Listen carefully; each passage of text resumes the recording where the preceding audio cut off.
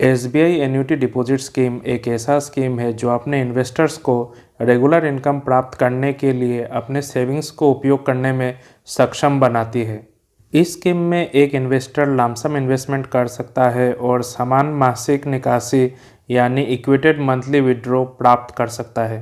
इस monthly withdrawal में principal और इंटरेस्ट दोनों शामिल रहता है।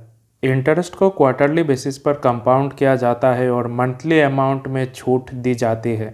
साथ ही इस स्कीम का इंटरेस्ट रेट एसबीआई के रूल्स एंड रेगुलेशन के अनुसार होगी। सभी रेसिडेंट इंडिविजुअल्स सिंगल या जॉइंट अकाउंट के माध्यम से इस स्कीम में इन्वेस्ट कर सकते हैं। इस स्कीम में इन्वेस्ट करने की मिनिमम डिपॉजिट अमाउंट 25,000 रुपयों से कम नहीं होनी चाहिए। एसबीआई एन्युटी डिपॉजिट स्कीम में इन्वेस्ट करने की मैक्सिमम अमाउंट की कोई लिमिट नहीं है। इन्वेस्टर्स अवेलेबल टेन्योर ऑप्शन में से चुन सकते हैं जो कि 3, 5, 7 और 10 साल की हैं। इसके अलावा इन्वेस्टर अपने एसबीआई एन्युटी डिपॉजिट स्कीम पर लोन भी ले सकता है। हालांकि ये लोन आपको स्पेशल केसेस में ही दिया जाता है। SBI annuity deposit scheme investor द्वारा चुनी गई टर्म डिपॉजिट या फिक्स डिपॉजिट के समान इंटरेस्ट रेट देती है।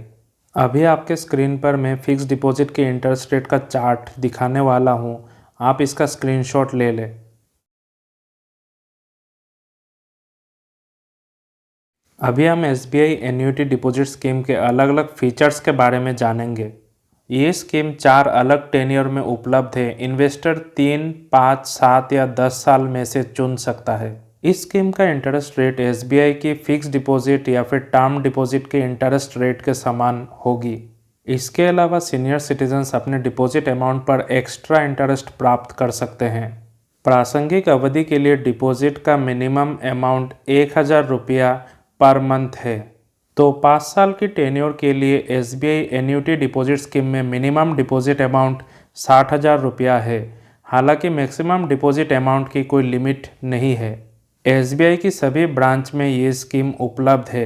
इन्वेस्टर एसबीआई की किसी भी ब्रांच में जाकर सिंगल या जॉइंट अकाउंट खोल सकता है। अकाउंट खोलते समय स्टेट बैंक आपको यूनिवर्सल पासबुक इशू करेगा। एन्युटी पेमेंट जमा करने की तारीख से 1 महीना बाद शुरू होता है। यदि पेमेंट का तारीख 30 या 31 की तरह किसी नॉन एग्जिस्टेंट डेट पर आती है तो पेमेंट आपको अगले महीने के 1 तारीख को किया जाएगा। आप चाहे तो नॉमिनी ऐड करा सकते हैं। नॉमिनेशन फैसिलिटी केवल सिंगल अकाउंट के मामले में उपलब्ध हैं।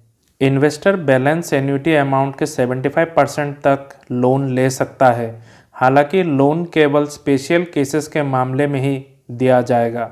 साथ ही लोन ग्रांट किया जाता है तो अगला एन्युटी पेमेंट केवल लोन अकाउंट में ही जमा किया जाएगा। एसबीआई एन्युटी अकाउंट एसबीआई के किसी भी ब्रांचेस में फ्रीली ट्रांसफरेबल है। प्रीमेच्योर विड्रॉल केवल इन्वेस्टर की डेथ पर और केवल उसी ब्रांच में उपलब्ध है जहां अकाउंट खोला गया है। माइनर्स सहित सभी resident individuals SBI annuity deposit scheme में इन्वेस्ट कर सकते हैं। साथ ही वे देश भर के किसी भी एसबीआई ब्रांच में सिंगल या जॉइंट अकाउंट खोल सकते हैं। यहाँ हमें एक बात ध्यान रखनी चाहिए कि एनआरई और एनआरओ कैटेगरी में आने वाले customer SBI annuity deposit scheme में इन्वेस्ट नहीं कर सकते हैं।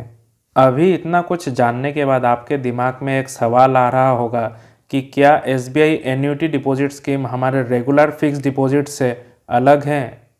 एक regular SBI fix deposit scheme के मामले में इन्वेस्टर डिपॉजिट अमाउंट का लमसम पेमेंट करता है और मैच्योरिटी के समय अपने चॉइस और प्रिंसिपल के अनुसार रेगुलरली इंटरेस्ट प्राप्त करता है या फिर मैच्योरिटी के समय सीधा प्रिंसिपल और इंटरेस्ट दोनों प्राप्त करता है। एक एन्युटी स्कीम में इन्वेस्टर इक्वल मंथली इंस्टॉलमेंट में प्रिंसिपल और इंटरेस्ट प्राप्त करने के लिए लमसम अमाउंट जमा करता है। अभी आप लोगों के दिमाग में एक और सवाल आ रहा होगा कि क्या एन्युटी डिपॉजिट स्कीम एक रिकरिंग डिपॉजिट स्कीम से अलग है? एसबीआई रिकरिंग डिपॉजिट स्कीम में एक इन्वेस्टर रेगुलर इंटरवल पर अपना डिपॉजिट अमाउंट का पेमेंट करता है और मैच्योरिटी होने पर एक लमसम अमाउंट प्राप्त करता है। जबकि एसबीआई एन्युटी स्कीम में इन्वेस्टर सिलेक्टेड टेन्योर के लिए मंथली इनकम प्राप्त करने के लिए एक लमसम अमाउंट जमा करता है।